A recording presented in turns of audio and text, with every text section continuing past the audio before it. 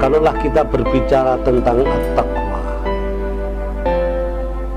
Allah juga sudah memberikan petunjuk kepada kita bahwa ittaqullah wa yu'allimukumullah. Bahkan dikatakan bahwa inna akramakum indallahi atqakum. Jika orang yang paling mulia di sisi Allah itu adalah orang yang paling bertakwa. Bahkan sebetulnya takwa ini merupakan salah satu kunci sehingga kita menjadi orang yang mulia di sisi Allah. Bahkan bertakwa ini merupakan suatu bekal buat kita. Fatazawwadu fa inna khairaz zadi at-taqwa. Berbekallah, sesungguhnya bekal yang paling baik itu adalah takwa. Kalaulah Rasulullah ditanya apa itu takwa dan bagaimana itu takwa, maka Rasulullah menjawab, at-taqwa ini sebuah pendidikan yang merupakan amar ma'ruf dan nahi munkar, terjabarkan dalam amar ma'ruf dan nahi munkar. Itulah arti takwa. Takwa di dalam hati kita takut kepada Allah, sehingga kita ini beramar ma'ruf dan bernahi munkar. Namun itu semuanya kita jabarkan dengan perkataan. Kita berbicara tentang takwa, kita berbicara tentang kebaikan, kita berkata tentang amar ma'ruf, dan kita juga berbuat untuk nahi munkar. Namun dengan hati dan lisan ini tidak cukup.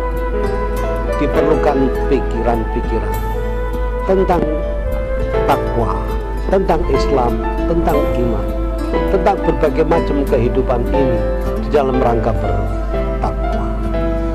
Maka untuk pikiran ini diperlukan bermacam-macam ilmu dan wawasan.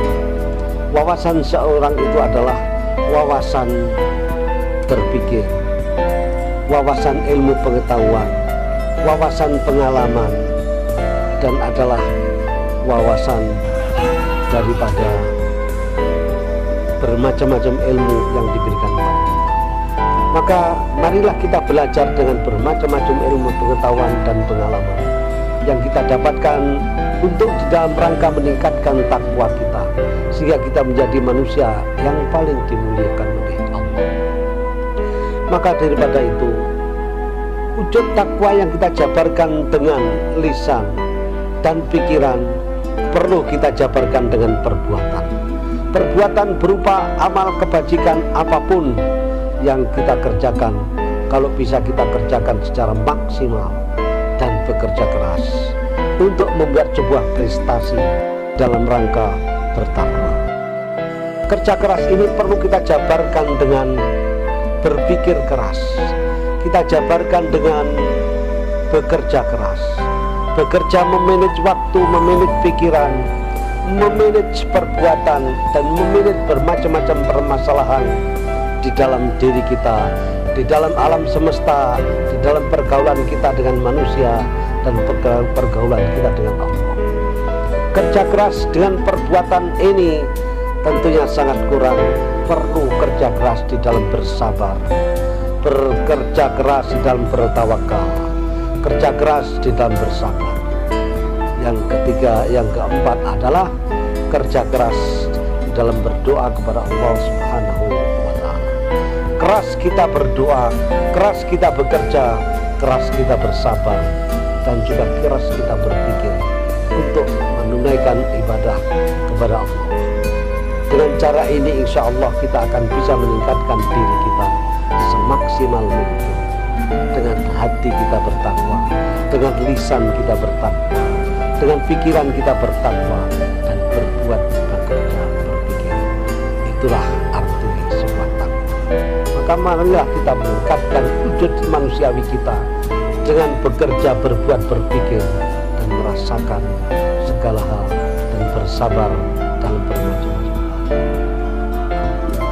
Kalaulah Allah memberikan dan mengijabahi doa kita ini ada bermacam-macam, dikabulkan oleh Allah, dikabulkan langsung.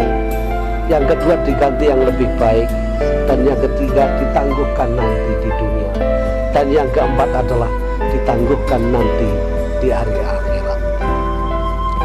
Adapun kalau Allah belum mengizinkan apa yang kita doakan ini, maka berarti bahwa Allah sedang merancang sebuah hal yang paling baik untuk kita di masa yang akan datang.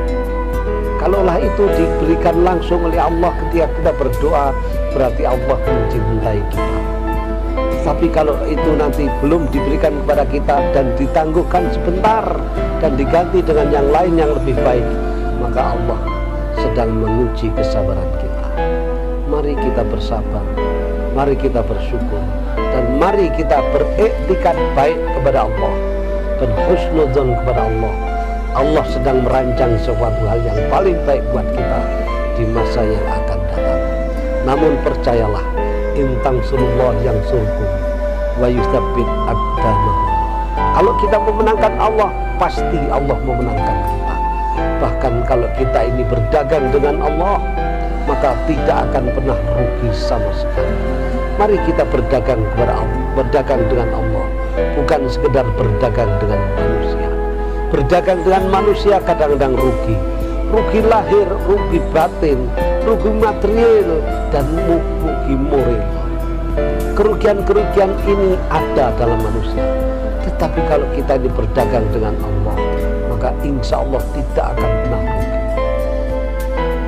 Kalaulah Allah memberikan suatu ganjaran kepada manusia, sehingga Rasulullah bersabda, kullu amalin bi'asyir amsalihha ila sab'amina. Segala amal perbuatan itu diganjar dan diberi pahala 10 kali lipat sampai 700 kali. Kalau kita memberi kepada orang satu